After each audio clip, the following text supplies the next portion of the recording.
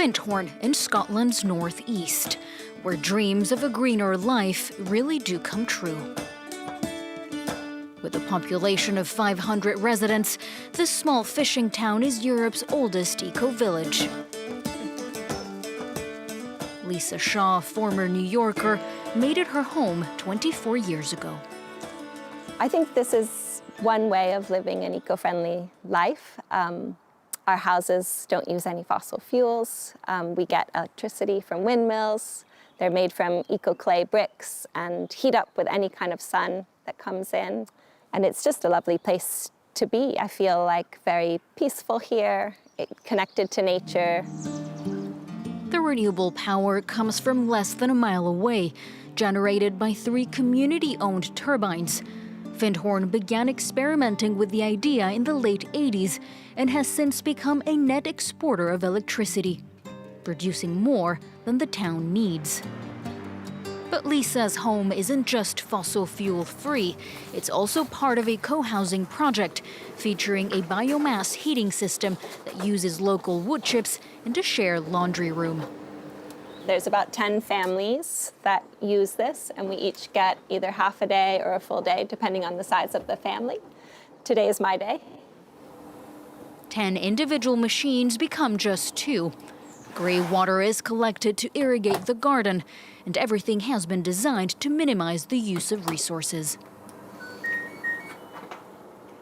One of the great features of this shared laundry is that it's really hot in here because we have our biomass boiler, and so the laundry dries really quickly.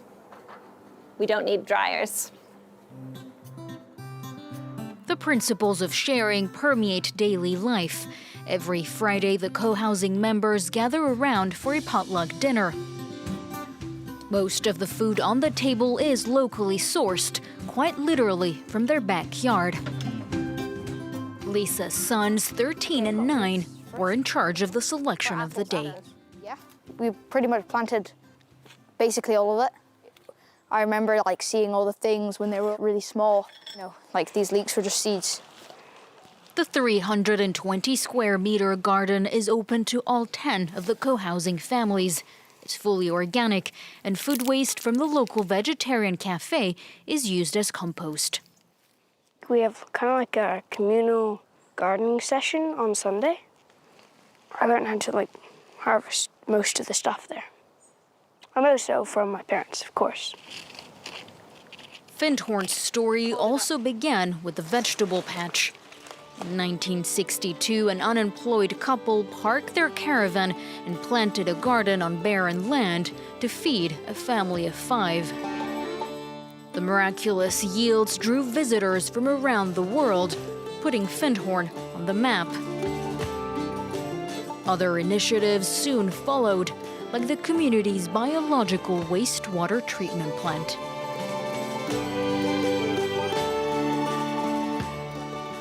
So this is the first stage of the water, which is quite cloudy and full of particulate matter. And this is the last stage, which, as you see, is pretty clear, and there's no particulate matter.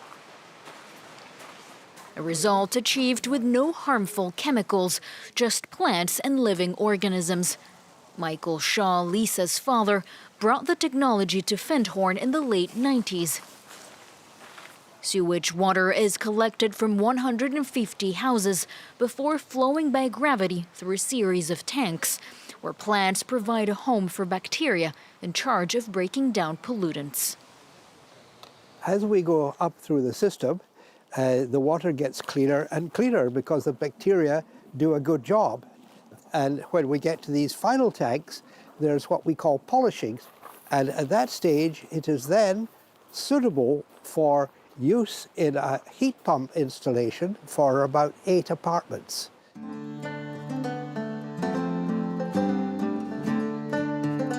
Since its creation, Findhorn has been a living laboratory for those seeking a more sustainable, slow-paced life. But those principles have taken on a new significance as the community embraces a greater challenge, becoming carbon neutral.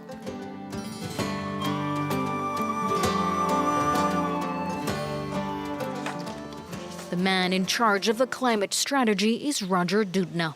He built the community's first permanent home in 1986 out of recycled whiskey vats. It was the very first of our attempts to create a more sustainable place for our community members to live. And since that time, we have built something like 125 ecological houses. Welcome to Findhorn 2.0. This is the area which we're calling the Winds. It's the latest development of the eco-village. There are 9 units there, which include a number of solar panels, heat pumps, super insulation. Despite their efforts, the community's carbon footprint sits at 7 tons of CO2 per person, lower than the UK average of 9.5, but still a long way from net zero. Flights by both visitors and residents represent the highest share of emissions, proof that change will require a major shift in attitudes, even in an eco-village. That report from Scotland with our Down to Earth team, including environment editor Valerie DeKimp, who joins me on the set. Hi, Valerie. Hi, Jeannie. So you did spend a couple of days there in Findhorn filming that report. What do you think now? Would you live there? I mean, if France 24 is willing to open a Findhorn bureau, count me in. There really is something quite special about Findhorn. Even tourists, locals go to Findhorn for the day, grab coffee at the Phoenix Cafe, the local vegetarian spot, and just go for a walk. Now, anybody can live in Findhorn. There are no prerequisites to live in this eco-village. So you could rent an apartment, a small house. You can even stay at the trailer park. The rental market is fairly tight, though, but there are also homes for sale. And there's even, in the newest development, an affordable housing scheme. So really many different ways to live in Findhorn. But what I found really interesting, Jeannie, is that when you think of an eco-village, what comes to mind is a more austere lifestyle, minimal comfort, when in fact, you get all the modern amenities that you might think of a, normal neighborhood. And I think many people think that living more sustainably means, going back to the Stone Age. And it does require serious, lifestyle changes. But I think Findhorn shows that you can do that as long as you're smart about it. Tell us a bit more about the Shaw family that we saw there in that report. Why did they come to Findhorn? Yeah, well, it's the three generations of the Shaw family have now experienced life in Findhorn. So Michael Shaw, the grandfather, he's a first generation, he's Scottish. Then you have Lisa and now her kids. So Michael Shaw, who we saw, talking about the city's wastewater treatment plant, he met his American wife in the 70s in Findhorn. Lisa did not grow up in Findhorn, but when she graduated from college, she says she wanted to change from the busy, lifestyle of the city. And so with her parents and her husband, they all moved to Findhorn to build the co-housing community that we saw in the report. And so with a group of friends, they bought the land and they built everything from scratch, which shows that, you need some expertise in order to do all of that. And then the Shaw kids, Jasper and Griffin, which you can see there, they were born in Findhorn. Findhorn does not have a school, so they go to school outside the community. And Lisa and her husband, they own a company in ecological engineering. And so, I don't say you can say they're your average family, but they are your, family trying to live more sustainably. Right. And obviously nothing's perfect. I mean, you talk about the community's carbon footprint, which isn't quite as good as you would hope. I mean, isn't that a bit discouraging? Right. I mean, 7 tons of CO2 per person. It is quite high. It's higher than you could think. And so flights are a huge part of the equation. They just weigh so heavily in the climate balance. And Findhorn, having become this model for sustainability, for decades, they hosted workshops, events, retreats for people to come and learn about their way of life. But hosting people from around the globe does have a climate cost. The COVID pandemic, Brexit, really put a hold on the number of people traveling to Findhorn. But again, it does have an impact. The community is aware of the challenge. They're trying to offer more online courses for people to, learn about how they live without flying to Findhorn.